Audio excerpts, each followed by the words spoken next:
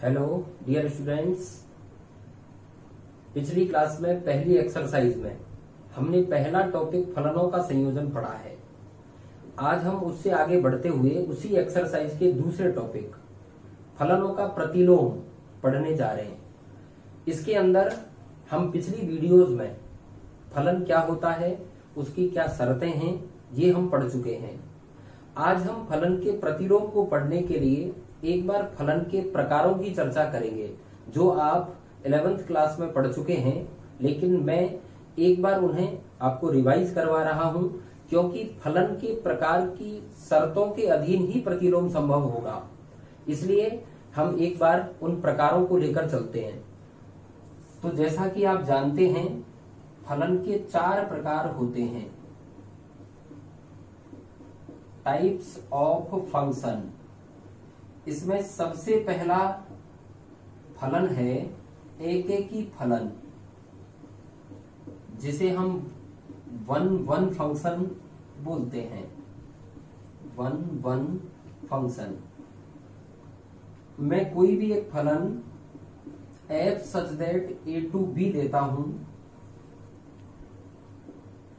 Set a set b, माना set A के elements हैं 1 2 3 एंड सेट B के एलिमेंट्स हैं A B C।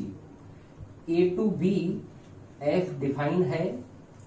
तो हम फलन की परिभाषा में ये शर्त पढ़ चुके हैं कि कोई भी फलन तभी कहलाता है जब सेट A के प्रत्येक एलिमेंट का सेट B में केवल एक प्रतिबिंब होता है। तो सेट A तो हमारा पहले से ही बाउंड हुआ, तो हम जिन भी प्रकारों की चर्चा करेंगे उनमें सभी में हम जो शर्तें लगाएंगे वो सेट B के ऊपर लगाएंगे। तो अभी जैसा कि नाम से ही विदित है, एकेकी फलन 1 1, इसका मतलब कोई भी फलन एकेकी तभी कहलाएगा जब सेट B के एलिमेंट्स के सेट A में केवल एक ही पूर्व प्रतिबिंब होंगे। ऐसा आवश्यक नहीं है कि सभी के हों, जिनके भी होंगे उनके केवल एक ही पूर्व प्रतिबिंब होने चाहिए। जैसे मैं कनेक्ट करता हूं 1A 2B 3C। यदि इसमें एक एलिमेंट D और होता और मैंने उसे सेट A से कनेक्ट नहीं किया तो एकेकी पर कोई प्रभाव नहीं पड़ेगा।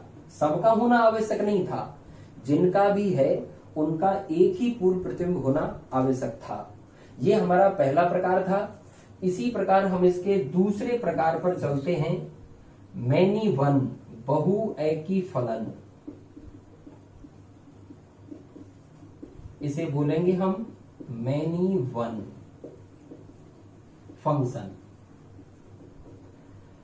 यहां भी मैं एक फलन set A to B define देता हूं, माना सेट A के एलिमेंट वही 1 2 3 हैं और दूसरा सेट B है जिसके एलिमेंट्स A B C हैं। A to B F define है, F से कनेक्ट कर दिया। जैसा कि हमें अब यहां नाम से ही प्रतीत होता है बहुएकी। बहुएकी का अभिप्राय अब सेट B के किसी भी एलिमेंट के यदि सेट A में एक से अधिक पूर्व प्रतिबिंब होते हैं तो ऐसा फलन कहलाएगा बहुएकी फलन। जैसे मैं कनेक्ट करता हूं, 1 से A को किया, 2 से भी A को किया, 3 से B को किया, C छूट गया, कोई प्रॉब्लम नहीं। केवल हमें यह देखना था कि किसी भी एलिमेंट के एक से अधिक पूर्व प्रतिबिंब है ना।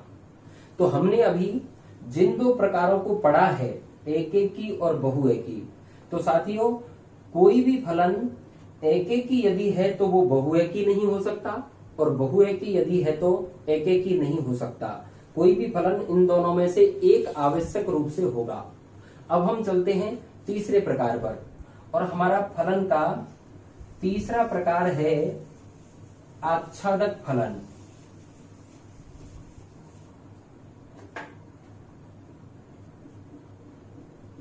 आच्छादक फलन, जिसे हम बोलेंगे ऑन टू फंक्शन। जैसा कि हम नाम से ही जानते हैं, हिंदी में आच्छादक का अभिप्राय होता है ढकना। कोई फलन f such that a to b है तो सेट A यदि पूरे सेट B को ढकता है, मतलब सेट B के प्रत्येक एलिमेंट का पूर्व प्रतिबिंब यदि सेट A में हो तो ऐसा फलन कहलाएगा आच्छादक फलन। अब इसमें इससे कोई अभिप्राय नहीं है कि किसी अवयव का पूर्व प्रतिबिंब एक होता है या एक से ज्यादा होता है, केवल ये शर्त है कि सबका पूर्व प्रतिबिंब होना चाहिए। जैसे मैं कनेक्ट करता हूं, सेट A है हमारा 1 2 3 एंड सेट B है हमारा A B। F को A टू B डिफाइन किया, 1 से A को कनेक्ट किया, 2 को भी A से कनेक्ट किया, 3 को B से कनेक्ट किया। तो आप यहां देखेंगे कि सेट B के प्रत्येक एलिमेंट का पूर्व प्रतिबिंब A में है। एक पूर्व प्रतिबिंब हो या एक से ज्यादा हो, सभी का होना चाहिए। इसी प्रकार हमारा चौथा प्रकार है अंतरछेपी फलन। अंतरछेपी फलन into function f such that a to b कोई फलन लिया, सेट A और सेट B कोई भी दो सेट हैं, f उनके मध्य फंक्शन है। मैंने एलिमेंट्स लिए 1 2 3 एंड A B C। आच्छादक में B के प्रत्येक एलिमेंट का पूर्व प्रतिबिंब A में होना आवश्यक था। अंतरछेपी आच्छादक के विपरीत है कि यदि सेट B के किसी भी एलिमेंट का पूर्व प्रतिबिंब यदि सेट A के अंदर नहीं है, मतलब सेट B का कोई भी एलिमेंट्स छूट जाता है, तो ऐसा जो फलन होगा वो अंतरछेपी फलन कहलाएगा। जैसे 1 को A से कनेक्ट किया, 2 को C से कनेक्ट किया, 3 को भी C से कनेक्ट किया, अब B का कोई भी पूर्व प्रतिबिंब विद्यमान नहीं है, तो ऐसा जो फलन होगा वो कहलाएगा अंतरछेपी फलन। यहां हम इन दोनों प्रकारों में देखेंगे कि कोई भी फलन आच्छादक यदि होगा तो अंतरछेपी नहीं हो सकता, और अंतरछेपी यदि होगा तो आच्छादक नहीं हो सकता। तो साथियों, इन चारों प्रकारों में हमने देखा कि कोई भी फलन एकेकी और बहुएकी दोनों में से एक होगा, और आच्छादक और अंतरछेपी दोनों में से एक होगा। अब हम जो फलन का प्रतिलोम पढ़ने जा रहे हैं, उसके अंदर किसी भी फलन का एकेकी और आच्छादक होना आवश्यक होता है, क्योंकि अभी अभी हमने ये शर्तों में देख लिया, और मैं उसको एक बार परिभाषित करके आपको बताता हूं कि हम उन शर्तों की पालना किस प्रकार करेंगे। जैसे हमारा कोई एक फंक्शन है f such that a to b। अब हम पढ़ने जा रहे हैं इसका इनवर्स। तो इनवर्स को हम व्यक्त करेंगे f इनवर्स से। यदि सीधा फलन हमारा सेट A से सेट B में डिफाइन था, तो f इनवर्स डिफाइन होगा B टू A। इसका अभिप्राय हुआ कि हमारे सीधे फलन में जो प्रांत होता है वो इनवर्स का परिसर होगा। जो सीधे फलन का परिसर था वो इनवर्स के अंदर प्रांत होगा। अब हमसे इस टॉपिक के अंदर जो प्रश्न पूछे जाते हैं उनके अंदर पहले हमसे पूछा जाता है कि किसी भी फलन के लिए बताइए क्या वो फलन व्युत्क्रमणीय है। कोई भी फलन व्युत्क्रमणीय तभी होगा जब वो एकेकी और आच्छादक हो। जैसा कि हमने फलन की शर्त में पढ़ा है कि फलन तभी कहलाता है जब सेट ए के प्रत्येक एलिमेंट का प्रतिबिंब बी में होता है। तो आप ध्यान करें कि जब ये इनवर्स में कन्वर्ट होगा तो साथियों यदि बी एकेकी नहीं होगा तो इसका मतलब बी के एक किसी भी अवयव के एक से अधिक पूर्व प्रतिबिंब होंगे, और यदि बी के किसी भी अवयव के एक से अधिक पूर्व प्रतिबिंब हैं तो इनवर्स बनते वक्त बी के ए से जब कनेक्ट करेंगे तो किसी एलिमेंट के एक से अधिक प्रतिबिंब हो गए, और जब एक से अधिक प्रतिबिंब हो गए तो फिर वो फलन कैसे हुआ। इसलिए इनवर्स करते वक्त किसी भी फलन का एकेकी होना आवश्यक है। इसी प्रकार सीधे फलन में हमने कहा कि इनवर्स तभी होगा जब वो आच्छादक होगा। अब यदि सेट V के किसी भी एलिमेंट का पूर्व प्रतिबिंब A में नहीं है तो इनवर्स बनते वक्त B प्रांत बन जाता है। तो अब B के किसी भी अवयव का प्रतिबिंब यदि A में नहीं होगा तो भी हमारे फलन की शर्त टूट जाती है। तो यदि हमसे पूछा जाता है कि बताइए दिया गया फलन व्युत्क्रमणीय है, तो हम पहले उसके एकेकी और आच्छादक होने की जांच करेंगे। यदि फलन एकेकी और आच्छादक होगा तभी उसका व्युत्क्रम संभव होगा। उसके बाद हम उस फलन का व्युत्क्रम करेंगे। जैसे एक एग्जाम्पल से मैं आपको समझाना चाहता हूं कि हमारा कहने का अभिप्राय क्या है। जैसे मैंने एक एग्जाम्पल लिया, f of f such that R2R, कोई फलन हमारा वास्तविक संख्याओं से वास्तविक संख्याओं में परिभाषित है। f of x equals to, मैंने बहुत छोटा सा प्रश्न लिया 2x। ये कोई भी हमारा एक फलन है जो वास्तविक संख्याओं से वास्तविक संख्याओं में परिभाषित है। पहले हमसे पूछा जाता है कि बताइए क्या दिया गया फलन व्युत्क्रमणीय है। तो व्युत्क्रमणीय बताने के लिए पहले हमें इसे एकेकी और आच्छादक बताना होगा। यदि एकेकी और आच्छादक होगा उसके बाद हम व्युत्क्रम पर चलेंगे। तो साथियों, यदि f R2R डिफाइंड है तो यहां से मैं कह सकता हूं कि f इनवर्स भी R2R ही डिफाइन होगा। हमने परिसर को प्रांत बना दिया, प्रांत को परिसर बना दिया। अब व्युत्क्रमणीय के लिए मैं पहला काम कर रहा हूं इसे एकेकी और आच्छादक बताना। उसके लिए पहले हमें ये देखना होगा एकेकी और बहुएकी में से ये कौन सा है। उसके लिए हमारा तरीका कि हमें इस आगे वाले सेट से कैपिटल R से दो एलिमेंट्स लेने हैं, x1 and x2 belongs to R। कोई भी दो संख्याएं जो हमने वास्तविक संख्याओं में से ली हैं, सबसे पहले लेट माना कि वो दोनों संख्याएं बराबर हैं। साथियों ध्यान देना, वास्तविक संख्याओं में से हमने दो संख्याएं ली हैं और हम ये कह रहे हैं कि वो दोनों संख्याएं बराबर हों। क्या गणित में कभी भी कोई दो संख्याएं बराबर होती हैं? लेकिन हमें इसे मानकर चलने का अभिप्राय है कि हम दो संख्याओं को समान लेकर चलें या भिन्न भिन्न लेकर चलें। हम ये चाहेंगे कि उन संख्याओं के लिए हमारे फलन का मान समान होता है या भिन्न भिन्न होता है।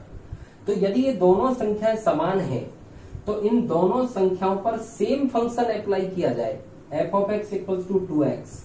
तो इसकी वैल्यू बनेगी 2x1 और इसकी वैल्यू बनेगी 2x2। 2 से 2 कैंसिल हुआ तो हमें यहां से मिला x1 इक्वल्स टू x2। तो इसका अभिप्राय ये हुआ कि x1 और x2 के बराबर लेने पर फलन लग जाने के बाद फिर हमें x1 बराबर x2 मिलता है। इसका मतलब x1 और x2 भिन्न भिन्न संख्याएं ना होकर समान संख्याएं हैं।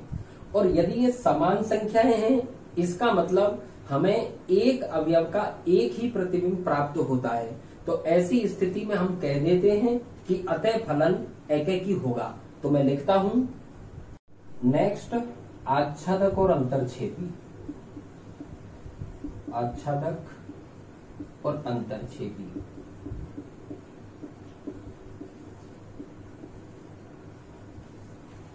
इसे देखने के लिए हम सबसे पहले जो फलन हमें दिया है उसे लेंगे, f of x equals to 2x। माना f of x equals to y, then y equals to 2x हुआ, then x equals to y upon 2। मतलब हमने जो फलन हमारा x के पदों में व्यक्त था और y से नाम दिया जा रहा था, उस फलन को x से नाम दिया है और y के पदों में व्यक्त कर दिया है। x हमारा आगे वाले सेट से था, y हमारा पीछे वाले सेट से है। तो आच्छादक के अंदर हमें अब ये देखना है कि पीछे वाले R में से यदि मैं कोई भी वास्तविक संख्या रखता हूं तो क्या प्रत्येक संख्या का आधा संभव है और आगे वाले R में विद्यमान है। यदि ऐसा है तो हम कहेंगे कि प्रत्येक y का पूर्व प्रतिबिंब हमें प्राप्त होता है, और प्राप्त यदि होता है तो फलन आच्छादक होगा। तो आप देखेंगे कि क्या वास्तविक संख्याओं में प्रत्येक संख्या का आधा संभव है? बिल्कुल होता है, हम प्रत्येक वास्तविक संख्या का आधा कर सकते हैं। तो मैं यहां लिखूंगा, चूंकि प्रत्येक y बिलोंग्स टू r के लिए x बिलोंग्स टू r प्राप्त होता है, अतः f आच्छादक फलन है।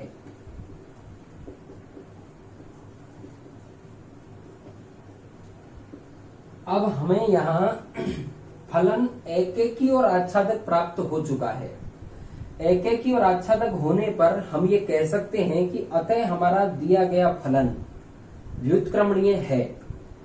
व्युत्क्रमणीय होने का अभिप्राय हुआ कि अब हम इस फलन का व्युत्क्रम कर सकते हैं। तो मैं एक लाइन और लिखूंगा कि फलन एकैकी और आच्छादक है, अतः व्युत्क्रमणीय होगा।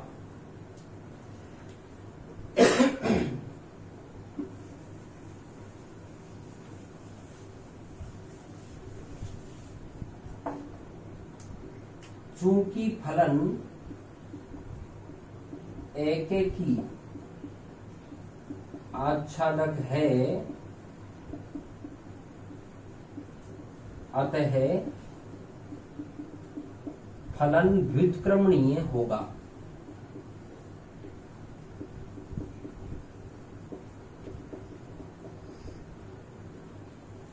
अब हम बात करते हैं इसके व्युत्क्रम की। तो हम पुनः जो काम हमने आच्छादक में किया है हम उसी को लेकर चलते हैं कि सबसे पहले हमने फलन को लिया f(x = 2x), मैंने माना f of x = है y। तो यहां से यदि मैं चेंज करूं, इस f को यदि इस पक्ष में लेकर जाता हूं तो मैं लिख सकता हूं x = f inverse y। x = f inverse y यहां यूज करेंगे क्योंकि हमें अब इनवर्स ही चाहिए। y यहां पुट करूं तो y = हमें प्राप्त होगा 2x, यहां से चेंज करेंगे तो x = y/2। अब हम इस x की जगह पुट करेंगे f इनवर्स y, तो f इनवर्स y की वैल्यू बनी y/2, जो कि हमारे फलन का व्युत्क्रम है। जैसे कि हम x के पदों में भी लिख सकते हैं, अब मैं कह सकता हूं f इनवर्स x = x/2, ये हमारे फलन का व्युत्क्रम होगा। एक तरीका हमने ये पढ़ा कि हमें कोई भी एक क्वेश्चन पूछा गया कि पहले ये बताइए कि क्या दिया गया फलन व्युत्क्रमणीय है, तो हमने एकैकी और आच्छादक किया, फिर हमने उसका व्युत्क्रम प्राप्त कर लिया। इसका दूसरा भी तरीका हम उपयोग कर सकते हैं, जैसा कि हम फलनों का संयोजन पढ़ चुके हैं। तो यदि हम किसी भी फलन का उसके व्युत्क्रम के साथ संयोजन करें और यदि हमें आइडेंटिटी प्राप्त हो जाए तो भी हम कह सकते हैं कि फलन व्युत्क्रमणीय है। हम उस तरीके की ओर चलते हैं। तो अभी अभी हमने व्युत्क्रम किया है, लेकिन मैं इसे पुनः ले लेता हूं।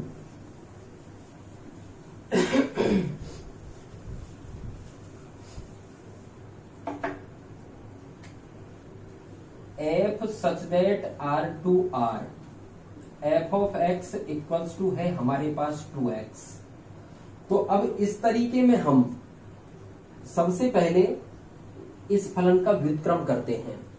फलन का व्युत्क्रम करने के लिए माना f of x = y, then x = f inverse y, y = बना 2x, then x = मैं लिख सकता हूं y/2 and f inverse y = y/2। ये हमारे फंक्शन का इनवर्स हो चुका। अब हम संयोजन की सहायता से बताना चाहेंगे कि क्या दिया गया फलन व्युत्क्रमणीय है। तो साथियों, जैसा मैंने अभी बोला कि हम आइडेंटिटी चेक करेंगे। आइडेंटिटी का मतलब तत्समकता, कि हम जो लेकर चलें यदि वही प्राप्त हो जाए तो हम कह देंगे कि ऐसी स्थिति में हमारा फलन व्युत्क्रमणीय है। जैसे हम किसी भी सीधे फलन को उसके इनवर्स के साथ संयोजित कर रहे हैं, F of F inverse Y. अभी एफ इनवर्स हमारा वाई वेरिएबल में है, तो हमने एफ इनवर्स के साथ वाई लिया है। अब यदि इसकी वैल्यू हमें खुद वाई प्राप्त हो जाए तो हम उसे कहेंगे आइडेंटिटी ऑफ वाई, कि वाई लेकर चले हम और वाई ही हमें प्राप्त हो गया।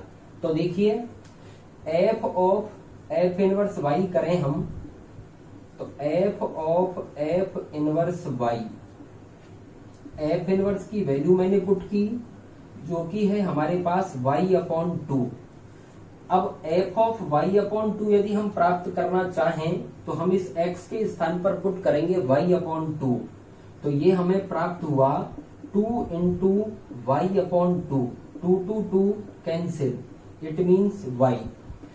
y हमें प्राप्त हो गया, इसका मतलब हम कहेंगे कि हमने y लिया तो हमें आइडेंटिटी ऑफ y प्राप्त हुई। इसी प्रकार हमें ये भी बताना होगा F inverse of F x. अब हम यहाँ x वेरिएबल को यूज करके चल रहे हैं क्योंकि हमारा फंक्शन एफ एक्स में ही है। तो अब यदि हमें प्राप्त होती है आइडेंटिटी ऑफ x, तो हम कहेंगे कि आइडेंटिटी प्राप्त हुई है। जैसे F inverse of F of x, F of x की वैल्यू हमारे पास है 2x। एफ इनवर्स के अंदर हम इसे यूज करें तो अब हमें y के स्थान पर रखना होगा 2x। तो मैंने यहां लिखा, तो ये मिला हमें 2x/2, 2 cancel x, it means हमें आइडेंटिटी ऑफ x प्राप्त हुई। तो यदि हमें आइडेंटिटी ऑफ x और आइडेंटिटी ऑफ y दोनों यदि प्राप्त हो जाती हैं तो हम कहेंगे कि फलन व्युत्क्रमणीय है। लेकिन फिर भी हमने जो अभी पहला तरीका पढ़ा था एकेकी और आच्छादक के माध्यम से व्युत्क्रमणीय बताना, हम अधिकतम कोशिश ये करें कि हम उसी तरीके में किसी भी फलन को व्युत्क्रमणीय बताएं, उसके बाद उसका व्युत्क्रम प्राप्त करें।